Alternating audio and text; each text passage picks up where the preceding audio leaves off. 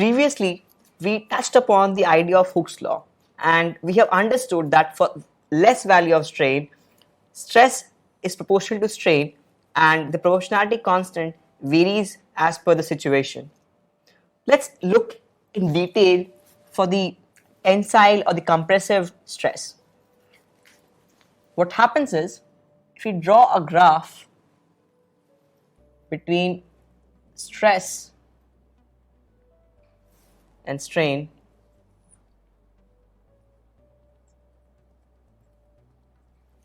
for small values of strain, I know that stress and strain are proportional to each other, which means this would lead me to a linear kind of a graph starting from the origin,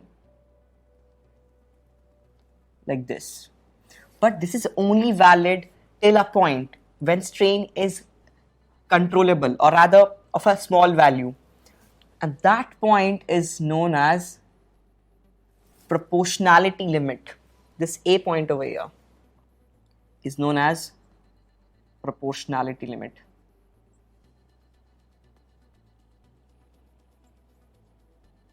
Beyond this point A, what happens is it no longer obeys the proportionality relation, or after A, stress is no longer proportional to strain. So till A, it is obeying my stress by strain is equal to Y, and after that it is not obeying. But still, till some point, what will happen is it retains the elastic property. If I remove that stress, it comes back to its natural length or the original length, and that point is known as your elastic limit. Your point B is known as elastic limit.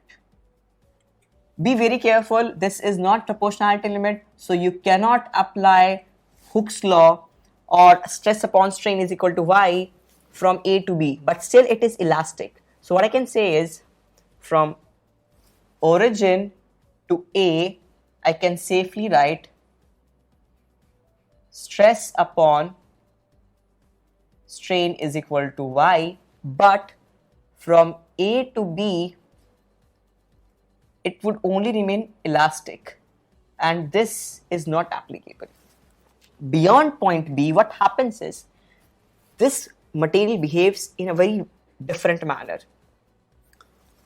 It gradually has a sudden change in length, right? When I say gradually sudden change, what I mean is it starts increasing its length in a permanent way, and sudden because just after B it changes its length permanently. So this is my plastic region. Permanent deformation is sometimes also known as plasticity. I have two things, elasticity and plasticity. Permanent deformation is plasticity. Just remember this thing, plasticity. This is your permanent deformation.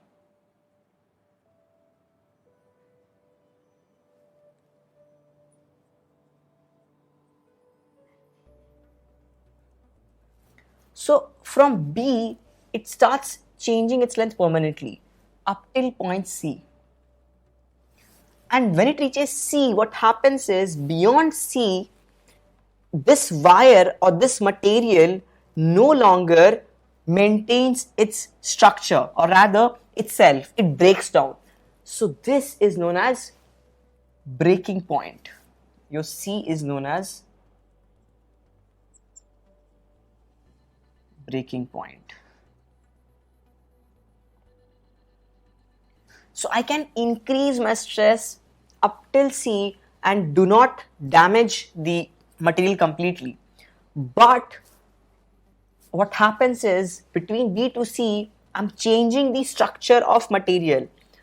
Between A to B, I'm not changing the structure of material. So this, though not desirable, is still understandable. I can still have the same material. But when I cross B, the material ceases to be the same. it has a permanent deformation. So I can just safely say that this thing here is my Hooke's law obeying region. Hooke's law obeying region.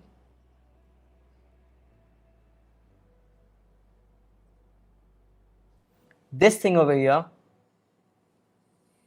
is my elastic region, and this thing over here is my plastic region. And beyond this, it breaks down. Now, there are few things here which you need to understand. There are two kinds of material. One is of a brittle kind and one is of a ductile kind. If you recall the discussion in your junior level chemistry, you must understand that brittle and ductile are just opposite of each other. Ductile is a metal which can be drawn into thin wires, and brittle is something which just breaks down. You cannot draw it into thin wires. So if the material is plastic in nature, only then it could be ductile. The material which has no plasticity, no permanent deformation, it would be brittle, which means after B, what happens is immediately it changes from elastic body to a brittle object. It breaks down. But if it's ductile, it changes from an elastic to a plastic material for a long period of time, and you can easily change its shape. So this is when no plasticity or less plasticity, no or less plasticity, and this is for high plasticity. Now, till now you must have understood a lot about stress and strain values, and this is all of it. There's nothing more to it. So we discussed a graph of stress versus strain and understood where is the proportionality region, where is the elastic region, and where is the plastic region. But that is not always the case. In few materials, it's somewhat different. We have no proportionality region, and we just have the elastic and the plastic region. So one particular example is rubber, or rather vulcanized rubber. In that material, what happens is there is no plastic, rather no elastic, rather no proportionality region.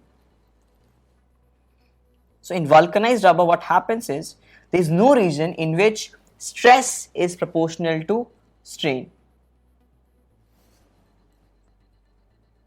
So if I draw a graph, it would be something like this. So this is just an elastic kind of a curve, not a proportionality curve. But the other part to it is also that if I remove this stress, it no longer retraces its path. It follows a different path. In the earlier diagram, in which we had the proportionality region, if I remove the stress, it followed the original path. And why is so much of stress on this area, or rather the emphasis on this particular phenomenon? The reason being, if I have a different graph, I'll have different stress values for all corresponding strain values. And this would essentially lead to a loss of energy. Why? Let's understand that. You must have read that work done is equal to f dot dx integral. Now over here,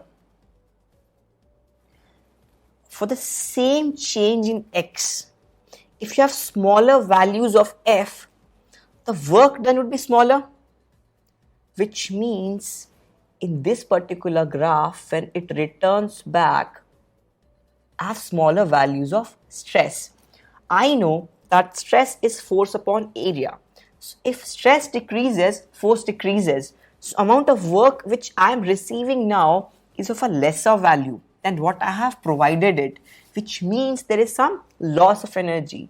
And apparently, the area under stress strain graph is kind of a measure, not exactly the energy loss, but related to the energy loss. More the area in this stress strain graph contained inside the stress strain graph, more is the energy loss. Why?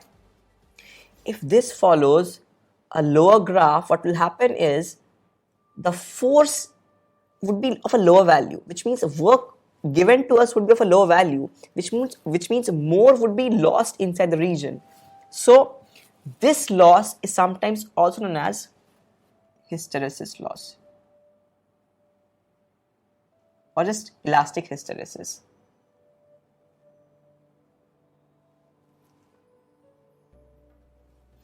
Now, just understand this. This is the case for your rubber, vulcanized rubber.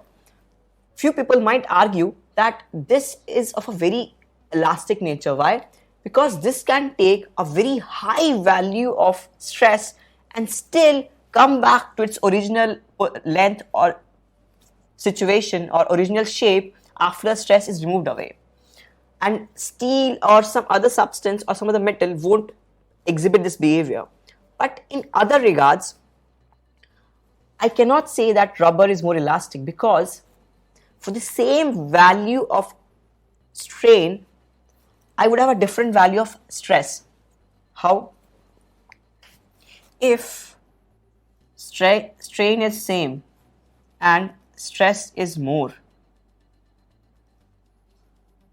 which this means that to provide the same strain, same change, I need more value of stress, more value of force, which means that that object wants very badly to be in the original state, which means this object is having more elastic nature. So this is essentially the idea of elasticity. So if my strain is the same and I need more value of stress to produce that strain, it means that the object is resisting that strain. It means that it has higher elasticity.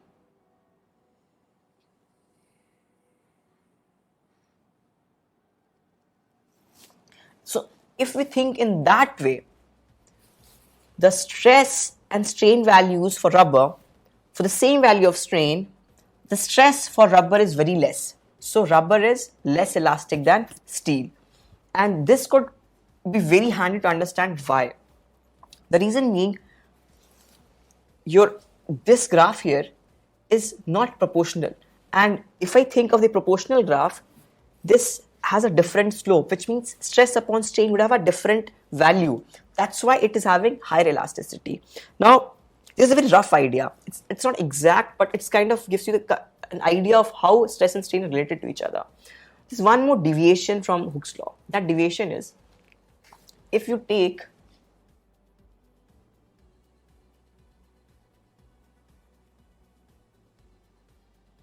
a cylindrical rod, a tensile strain would elongate this rod, and a compressive stress, not strain, compressive stress or tensile stress would elongate or compress this rod. But I haven't discussed this change, or rather the tangential change in length. And why this is important? Because the volume of this material, or rather the mass, has to be constant. So if its length is changing, even its area of cross section should change. And how? Because mass has to remain the same, volume has to remain the same. So there would be a delta. This is my, initially I had D. So I'll have a delta D. Initially I had an L. So I would have a delta L. Right? Now, this is a deviation. Initially thought of that there's no delta D, but now I'm considering that. I'm taking that into consideration. And that has been defined as Poisson's ratio, kind of like sigma, which is negative of delta D upon D by delta upon L. Or in other words, your Poisson's ratio is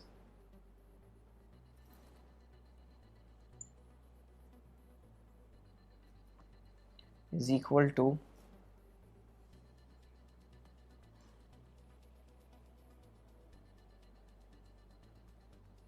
tangential strain upon longitudinal strain with a negative sign. So till now what you have studied is the Hooke's law, the proportionality region, and what happens apart from that proportionality region. So these are the deviations of the Hooke's law. So far we have been working with symbols, and there was a vague idea and development of stress and strain. Let's work with numbers and understand how we relate these symbols. Let's say you have a 2-meter long wire fixed at one end to the ceiling.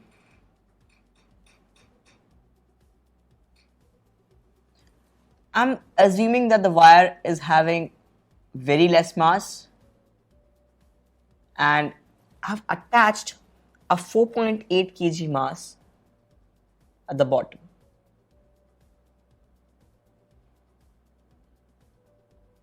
This is a 2-meter wire,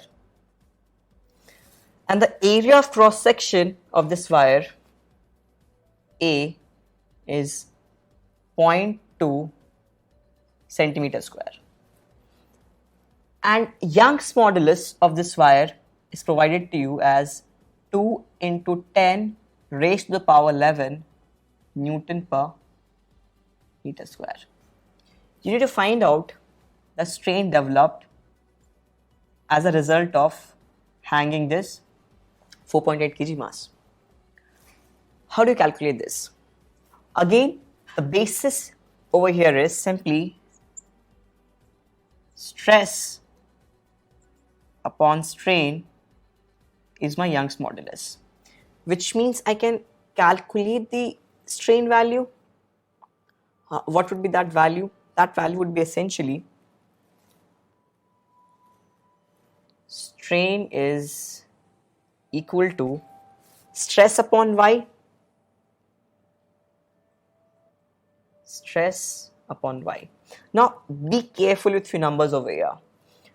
In order to calculate stress, I need force, which is weight of this 4.8 kg mass. Weight can calculate as mass into g, which is 4.8 into g, take g10. 48 is the value of force.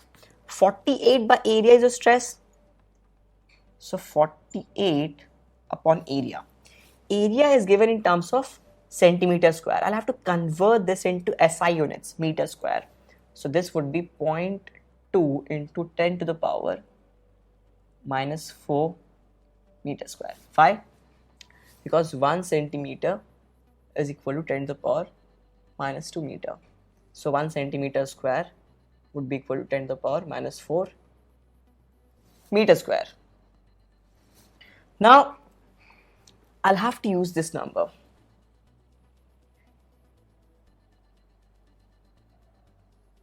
Upon y. What exactly is y? Y is this.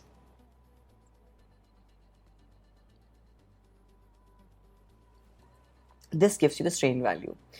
If you do the math, you can also calculate the change in length. How? This is my delta L upon L. So delta L would be essentially this thing. Just write it as a number A. Rather, write it as x into your L, where L is how much? L is 2 meters. So this would give you your change in length also. So this is a very simple numerical, but the idea was to acquaint you with few numbers. How do you relate stress and strain values, and how do you calculate them? Because there could be questions in which you are given non-SI units, non-SI terms. You'll have to convert them first, because the moment you don't convert them, you land up into a huge trouble.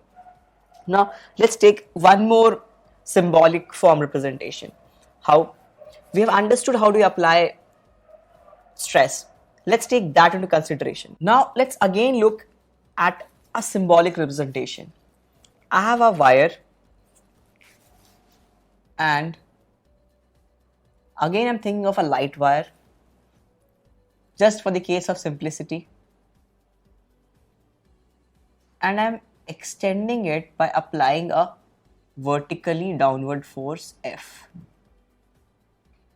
And I'm changing the value of force so as to suit the inside tension, because I need to ensure that my F is equal to the tension, which would ensure that the acceleration of this thing is 0, which means that there is no change in speed, which means there is no change in kinetic energy, which means net work done on this is 0, which means work done by the internal forces plus work done by this force is equal to 0. And I remember from our earlier discussion in work by energy that on a system, if net work done is equal to 0, I can simply say that work done by the external force is equal to the change in potential energy. Why? Because work done by external plus work done by internal is equal to 0. And if I can just replace it in this way, that this is minus of work done by internal, and the catch here is it's of a conservative nature. So this thing over here essentially is your delta U. Just a small recap. This has been done before a lot of times. Now I can safely vary this F to calculate work done by this force, capital F. And how would I calculate that? Initially, my extension was 0. And after some point of time, my extension would be L. So I need to change my F from this position to this position. And how do you calculate the value of F? Again, this is obeying my Hooke's law. So stress upon strain is equal to Young's modulus. What exactly is stress? Stress is F by A. And let's just take the intermediate value of strain to be some X by L. What do you mean by X?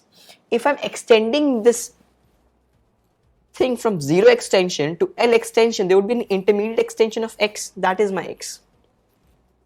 So X upon capital L gives you Y. So in calculate F from here, F would be simply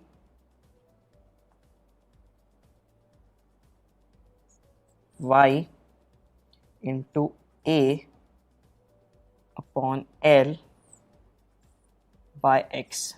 See, please do the algebra over here, because this is a very easy algebra. Just take this X by L over here. X comes over here, L comes here, A over here. So A comes with A. So YA upon L into X.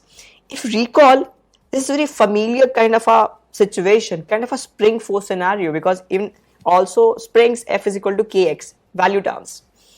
Now, let's try to find out the work done by this force. That would be simply YA by L into X dx, and the integration has to be done from,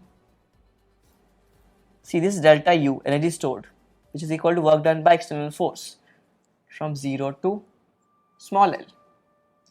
YAL, these are constant numbers, take them out. YA upon L. X dx, half x square, half into x square, which varies from L 0 to L.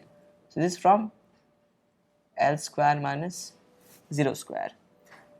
Over here, I can now write it as this. YA by 2L into L square. This is my change in potential energy. Now, this is the energy which I have stored in the wire.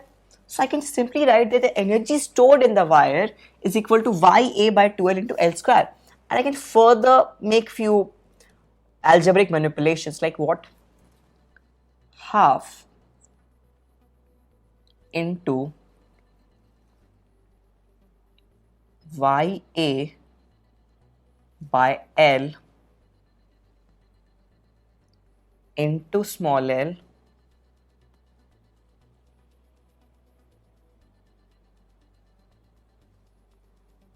into L. Now I can take this A outside and bring it as like this, Y into Y upon L into L by, there would be an L upon L into AL. What I'm doing over here is I took this A outside and I multiplied and divided this term over here with capital L. So this gives me A into L, which is volume of the original wire, which won't change by much. This thing over here is your strain, final strain. This thing here is your stress. Why? Because this is Young's modulus upon LL. How is this equal to my value of force, stress? Stress essentially is Young's modulus into strain, and strain essentially is change in length by original length. Change in length by original length. So this thing over here is a stress. So I can say that the energy stored in extending a wire very slowly to its length by L is equal to half to stress into strain into volume. I can further say that energy per unit volume contained inside the wire after a produced amount of extension is equal to half into stress into strain, or rather the energy density in a wire under stress is equal to half into stress into strain, and net energy is that density into volume, so half into stress into strain into volume.